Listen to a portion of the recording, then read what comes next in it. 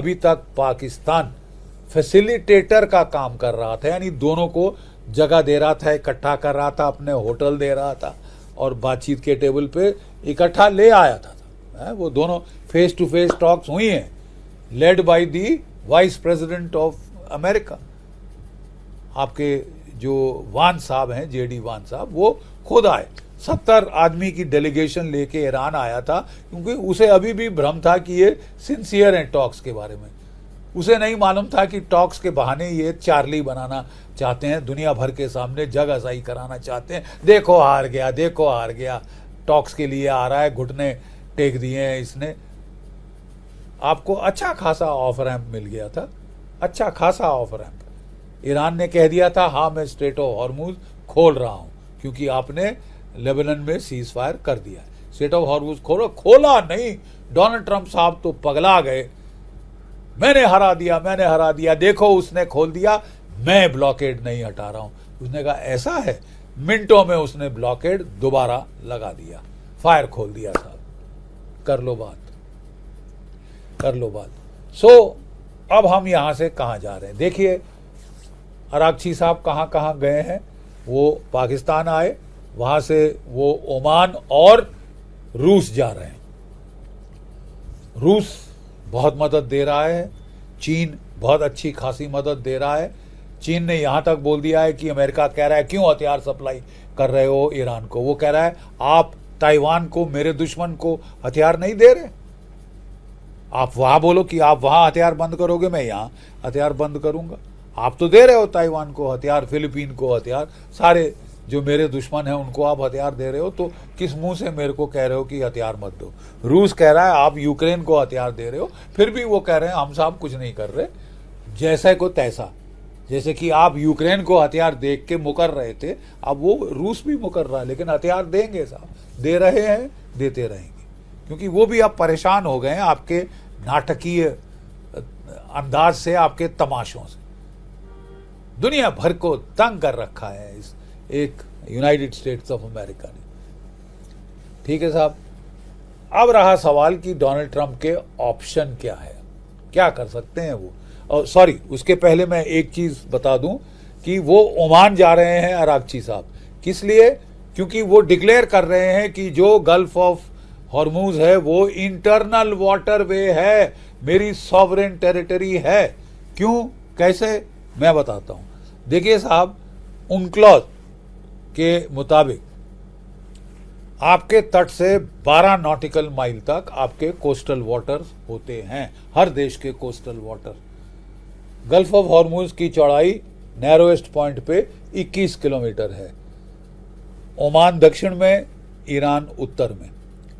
ठीक है साहब, अगर 12-12 लें तो 24 किलोमीटर होता है, लेकिन 24 किलोमीटर नहीं, 3 किलोमीटर कम है, मतलब 21 किलोमीटर पे दोनों देश आते हैं। तो वो कहते हैं साहब ये तो इंटरनेशनल वाटर है ही नहीं, ये तो मेरे सॉवरेन वाटर्स हैं, मेरी इंटरनल वाटर वे है, और मेरे को यहाँ पे और ओमान को पूरा हक है।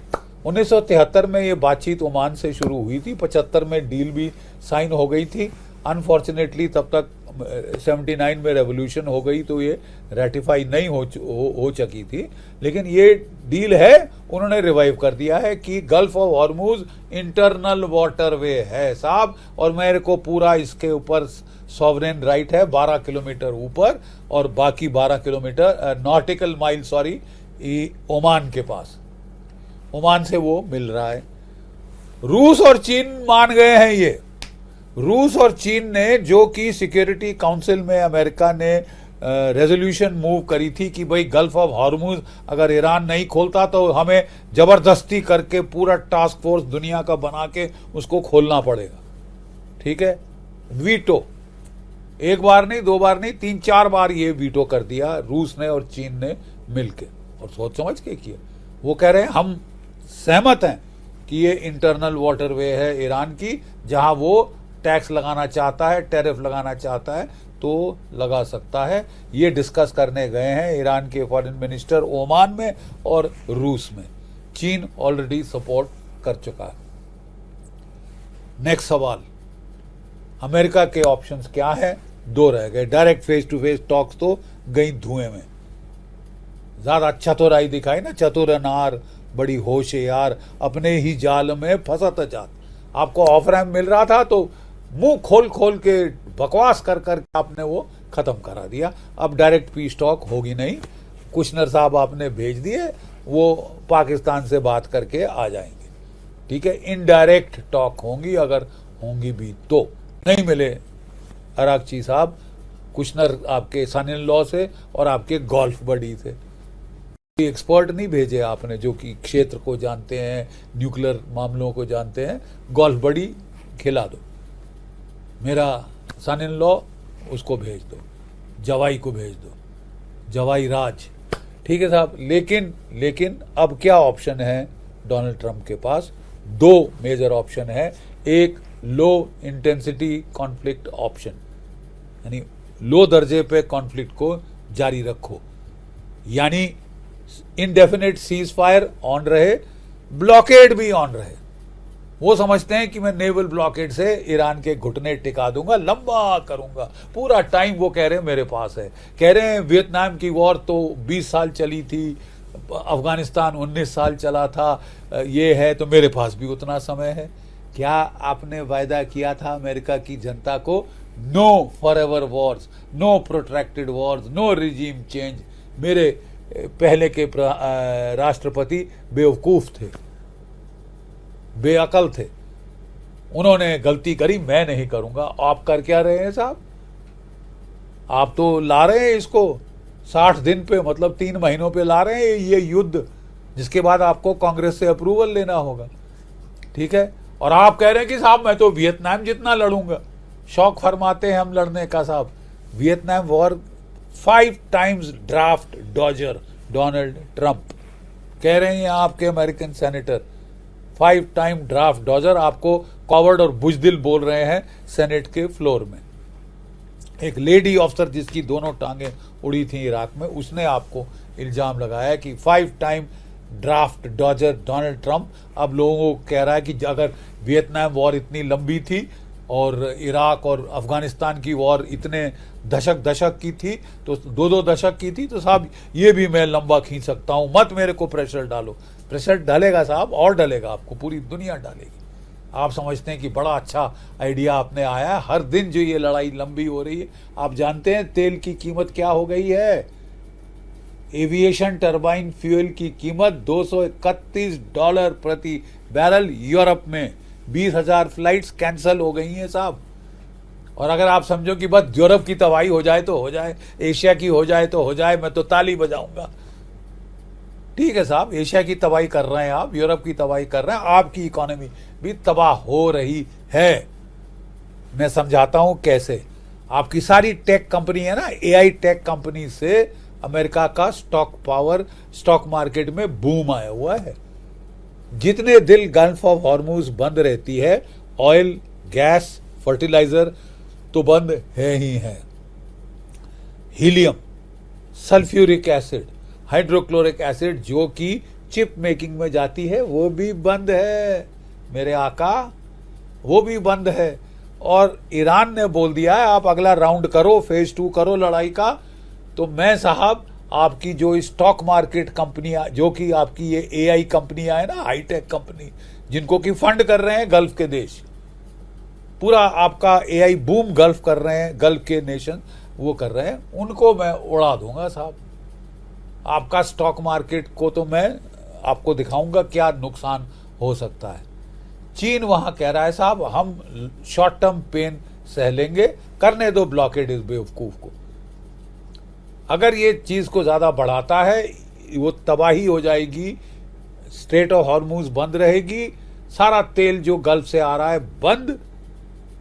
पेट्रो डॉलर 1973 के बाद गल्फ के ऑयल के सेल के ऊपर मुनस्सर है, क्योंकि अमेरिका ने बोल दिया था कि जो भी तेल सऊदी अरेबिया, कतार शतार से खरीदा जाएगा, इराक, ईरान से, वो सब डॉलर में होगा, कुवैत वगैरह से वो सब डॉलर में होगा। आपका तेल बंद, उनका तेल बंद होकर आप कर रहे हैं ना साहब, हॉर्मुज को बंद करके आपके डॉलर, पेट्रो डॉलर भी खल्लास। पेट्रो डॉलर खलास, आपकी अमेरिकन इकोनॉमी का बुनियादी ढांचा टूट जाएगा साहब। खत्म, खलास हो जाएगा साहब। थोड़ा सोच समझ लो। ये होता है जबकि हुड़मती में हमला पहले करो और क्यों हमला किया है बाद में सोचो। यानी पागलपने की भी कोई हद होती है साहब। और इतनी बड़ी शक्तिशाली ऑफिस आप ऑक्यूपाई कर रहे हैं, थोड़ा इतनी ब्रेन पावर है अमेरिका के अंदर, उसका फायदा तो उठाइए। अपने थिंक टैंक्स की सुन तो लीजिए ना, ब्रीफिंग सुन लीजिए। 2 बंदे रिजाइन कर गए आपके, जो केंट और दूसरा जो कि नेशनल इंटेलिजेंस का कहा था कि मैंने 11 दिन में 7 बार ब्रीफ किया इसको। इसको ब्रीफिंग वेस्ट ऑफ टाइम लगती है। इसको तो गोल्फ खेलने से फुर्सत नहीं है, टीवी पे बैठ के बखान करने से फुर्सत नहीं है इस शरीफ को, और ये दुनिया की खाट खड़ी कर रहा है। सो पहला ऑप्शन लो इंटेंसिटी ऑप्शन, मैंने नफे नुकसान बताया। दूसरा ऑप्शन है हाई इंटेंसिटी ऑप्शन। वो क्या है कि एयर बॉम्बिंग रिज्यूम करो। Ground invasion out of question है साहब। टोकन कर सकता है कुछ ग्राउंड एक्शन या स्पेशल फोर्सेस का, या कोई छोटा मोटा टापू पकड़ ले गल्फ ऑफ हॉर्मुज के मुंह में, अंदर खर्ग में भी नहीं आ सकता था, ठीक है। और ये ड्रामा करके 3-4 दिन में खत्म करना पड़ेगा। 60 दिन 3 दिन में पूरे हो रहे हैं। इजराइल के साथ मिलके करेगा साहब। उसका ईरान भीषण पलटवार कर सकता है। क्या कर सकता है मैं आगे बताऊंगा, लेकिन ये ऑप्शन है। क्या ये करेगा साहब? कुछ हमको इंडिकेशन दिख रही है। पहली इंडिकेशन है साहब कि जब पिज्जा की डिलीवरी पेंटागन में बहुत बढ़ जाती है, पेंटागन और पिज्जा, जब उनको रात वहां रहना पड़ता है स्टाफ को, मिलिट्री स्टाफ को, वो खूब सारे पिज्जा मंगाते हैं क्योंकि घर खाना खाने नहीं जा सकते साहब, तो वो अपने दफ्तर में पिज्जा मंगा देते हैं। और जब पिज्जा की डिलीवरी चढ़ जाती है तो सबसे क्लियरेस्ट बैटल इंडिकेशन है कि कुछ करने वाले हैं अमेरिकन लोग, ठीक है साहब। और डोनाल्ड ट्रंप कहता है मैं अनप्रेडिक्टेबल हूं। जितना प्रेडिक्टेबल ये बंदा है हमने दूसरा नहीं देखा। इसके सारे हमले ये करता है नेगोशिएशन की आड़ में, नेगोशिएट करता है और छुरी पीठ में घूमता है। मतलब दूसरे को बोलता मैं तो बातचीत कर रहा हूं और फिर शरेआम कमीनों की तरह ये पीठ में छुरी घूमता है। प्रिडिक्टेबल हो गया साहब, 2 बार कर चुके हैं, तीसरी बारी नहीं चलेगा। फिर साहब ये सैटरडे संडे को अटैक करता है। क्यों सैटरडे संडे को अटैक करता है? इसको मालूम नहीं कि वो तो फ्राइडे को छुट्टी मनाते हैं, नंबर 1 मुस्लिम मुल्कों के अंदर। बट नंबर 2 इसलिए सैटरडे संडे को अटैक करता है कि American stock market, oil market बंद रहती है, उसमें तबाही ना मचे, इसके लिए ये सैटरडे संडे को हमले करता है। आप दुनिया को दिख नहीं रहा? बड़े चतुर हैं आप, हैं? दुनिया को समझ नहीं आ रहा कि आपका ये पैटर्न है। और अगर इसे हमला करना है सैटरडे संडे के बाद, इसके लिए हमला करना मुश्किल हो जाएगा। जो करना है इसको जल्दी करना होगा। कर तो आप देंगे, खत्म कब होगा? 60 दिन में खत्म हो जाएगा साहब, या कांग्रेस के पास घुटने रगड़ के जाओगे? और वहां रिपब्लिकन भी कह रहे हैं हम नहीं देंगे परमिशन। तो फिर आपको ये एक ऑफ रैम मांग सकता है, मैं तो लड़ने को राजी था साहब, मैं तो टार्जन हूं, ये कांग्रेस ने मेरे हाथ पांव रोक दिए। चलिए देखते हैं साहब आप कितना बेवकूफ दुनिया का बना सकते हो। दुनिया में आपने जगहजाई करा ली है, अपने मुल्क में लोग परेशान हो गए हैं आपसे। सो 2 option, low intensity option, blockade continues, cease fire continues. कहने को मैं तो लड़ाई नहीं कर रहा हूं साहब, मैं तो चतुर हूं, लेकिन जितना लंबा खींचेगा दुनिया की इकोनॉमिक तबाही और आपकी इकोनॉमिक तबाही। अगर आप हाई इंटेंसिटी कॉन्फ्लिक्ट करते हैं तो ईरान क्या कर सकता है मैं समझाता हूं। ईरान नंबर 1 रेड सी को हौती के जरिए बंद करा देगा। आपका एयरक्राफ्ट कैरियर नहीं आ सका था तीसरा वाला, ये रेड सी के जरिए वो पूरा Cape of Good Hope South Africa के चारों तरफ घूम के लंबा चक्कर मार के आ रहा है साहब। सब जानते हैं आपके एयरक्राफ्ट कैरियर्स कितनी पावर प्रोजेक्शन कर सकते हैं। आप पास आने में डर रहे हो, पास आने में डर रहे हो, you can lose capital ships. तो पहला तो ये है साहब। दूसरा जो आपका भय है, अगर आपने कोई ग्राउंड इन्वेजन ट्राई करी और आपके फिर फ्लीट को क्लोज अप होना पड़ेगा गल्फ ऑफ हॉर्मुज में। आप tactical ballistic missiles, anti ship missile की जद में आ जाएंगे ईरान के। आप यकीन मानिए 2, 3, 4 जहाज आपके डूब के रहेंगे।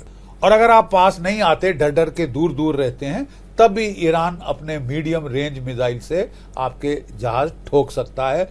एक्यूरेट डेटा उसको चीनी सैटेलाइट्स दे रहे हैं, चाइना के सैटेलाइट दे रहे हैं। और आपका एक एयरक्राफ्ट ठोक दिया तो 5000 अमेरिकन बेचारे आपने बॉडी बैग्स संभालने पड़ेंगे।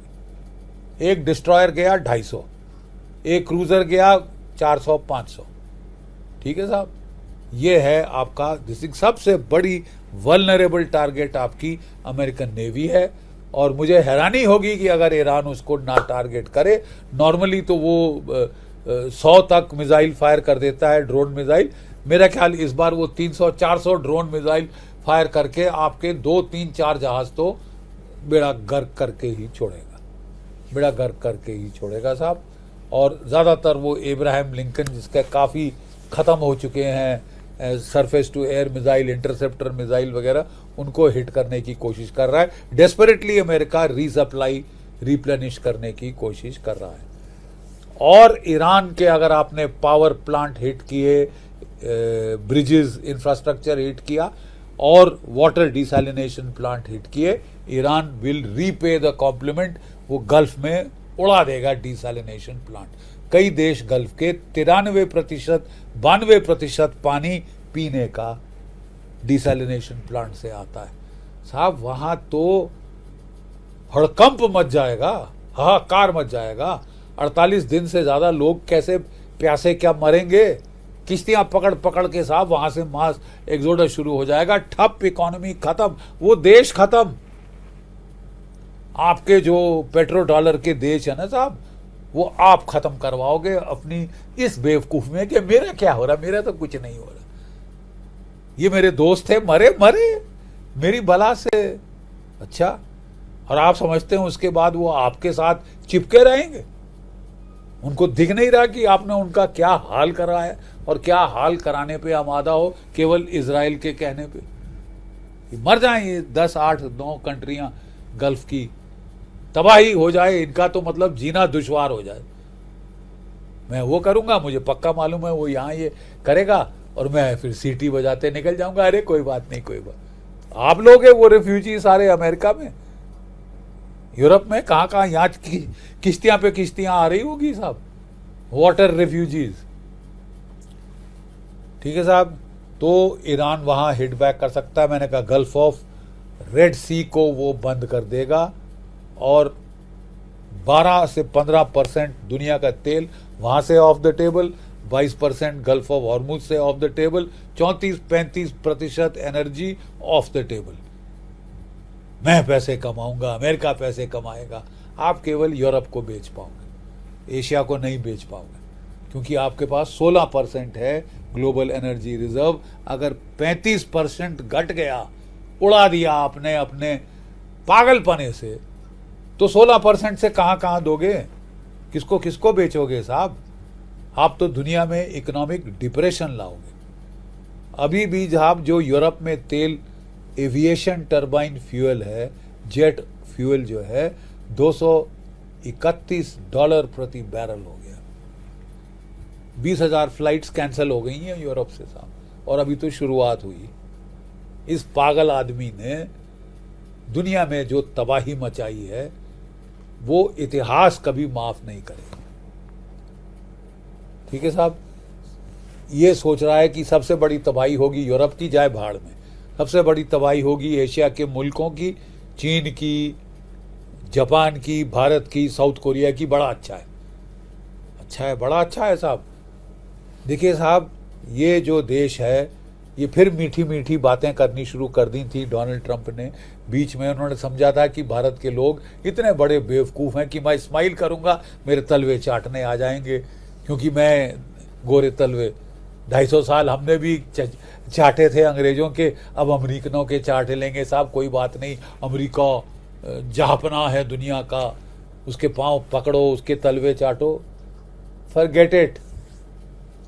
देखिए साहब, ये आदमी ने 50% टैरिफ लगाया था हमारे ऊपर, अब 500% टैरिफ की बात कर रहा है, आपको हेल होल बोल रहा है। चीन और भारतवर्ष हेल होल हैं, जहन्नम के रास्ते हैं कह रहा है, और आप कह रहे हैं हमारा सबसे बड़ा दोस्त है।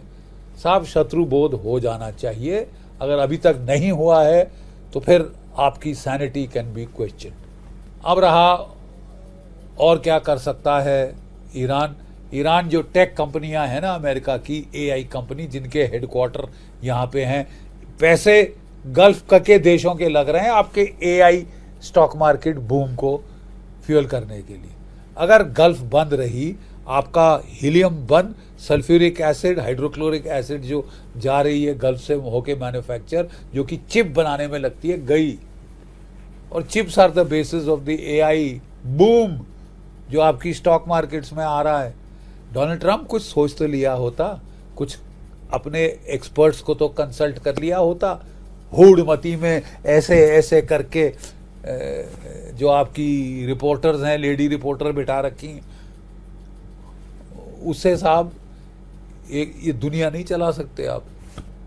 और आप बड़ी भारी मुसीबत में आपने न केवल खुद को डाला है, आपने पूरी दुनिया की इकोनॉमिक तबाही, सर्वनाश, सत्यानाश कर दिया। चीन क्या करेगा? देखिए, ब्लॉकेड एक्ट ऑफ वॉर है। 90% ईरान का तेल जा रहा था चीन को। चीन के पास दो विकल्प हैं, एक है short term pain, long term gain. क्या मतलब?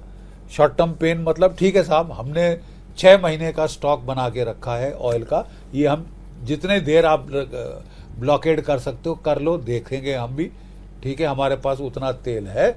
लेकिन आपका पेट्रो डॉलर खत्म हो जाएगा साहब। Petro dollar will collapse the longer the state remains blocked, the longer Gulf oil cannot go to the world. वो वर्ल्ड खरीद रही है डॉलर में। पेट्रो डॉलर कोलैप्स हो गया, अमेरिका की इकोनॉमी कोलैप्स हो गई। अकल आ रही है? अभी भी देख लो कि किस टाइटैनिक जैसे जा रहा था ना वो आइसबर्ग की तरफ, वैसे आप खुद अमेरिका की इकोनॉमी का सत्यानाश करने जा रहा है ये इंसान, ये पागल आदमी जो अपने आप को जीसस क्राइस्ट समझ बैठा। हे भगवान, ये तबाही करा देगा। और अगर मान लो रूस और चीन सोचते हैं कि यार काफ़ी तमाशा हो गया, अब इसको हेड ऑन टाइम लेने का है, तो चीन आपका ब्लॉकेड टेस्ट कर सकता है। एक कॉन्वॉय बना के अपने नेवल शिप से एस्कॉर्ट करेगा। अगर आप उस कॉन्वॉय को छेड़ो, एक्ट ऑफ वॉर, वो आपको जवाब देगा ताइवान स्ट्रेट में, साउथ चाइना सी में, वहाँ युद्ध छेड़ देगा ताइवान के बरखिलाफ, फिलीपींस इत्यादि के बरखिलाफ। कर लो जो करना है। उस वक्त आधे से ज़्यादा आपने अपना interceptor missile stock, precision guided missile stock तबाह कर दिया है गल्फ के अंदर। आप चीन से लड़ने को तैयार बिल्कुल नहीं हो, और अगर चीन लड़ गया तो फिर आपको लेने के देने पड़ सकते हैं। ईरान जो ओमान के पास जा रहा है और रूस के पास जा रहा है, वो कह रहा है कि मैं इसको इंटरनल वाटरवे दिखाऊंगा। जैसे मैंने बताया 1973 में ये बातचीत शुरू हुई थी कि 12 नॉटिकल माइल्स उनक्लॉस के मुताबिक कोस्टल वाटर्स होते हैं। गल्फ ऑफ हॉर्मुज सबसे पतली संकरी जगह पे 21 नॉटिकल माइल है, यानी 12 किलोमीटर अगर ईरान का लें और 12 किलोमीटर ओमान का लें तो 24 किलोमीटर बनता है। मतलब ये उनके कोस्टल वाटर्स में आता है। ये उसने 1973 में कहा था। 1975 में ओमान और ईरान का एक एग्रीमेंट हुआ था कि ये इंटरनल वाटरवेज हैं, ये सॉवरेन टेरिटरी है। और अब ईरान कह रहा है कि मुझे इस पे टैक्स लेने का, टैरिफ लेने का, सिक्योरिटी प्रोवाइड करके पैसा लेने का पूरा हक है। और रूस और चीन उसके साथ हाँ कह रहे हैं। और जो रेजोल्यूशन अमेरिका ने यूएन सिक्योरिटी काउंसिल में लाने की कोशिश की थी कि साहब गल्फ इंटरनेशनल वाटरवे है और ये रोकेंगे तो हम ज़बरदस्ती खोल सकते हैं, सैंक्शन यूएन की ले लेंगे वगैरह वगैरह, वो वीटो कर दी चीन और रूस ने मिलकर।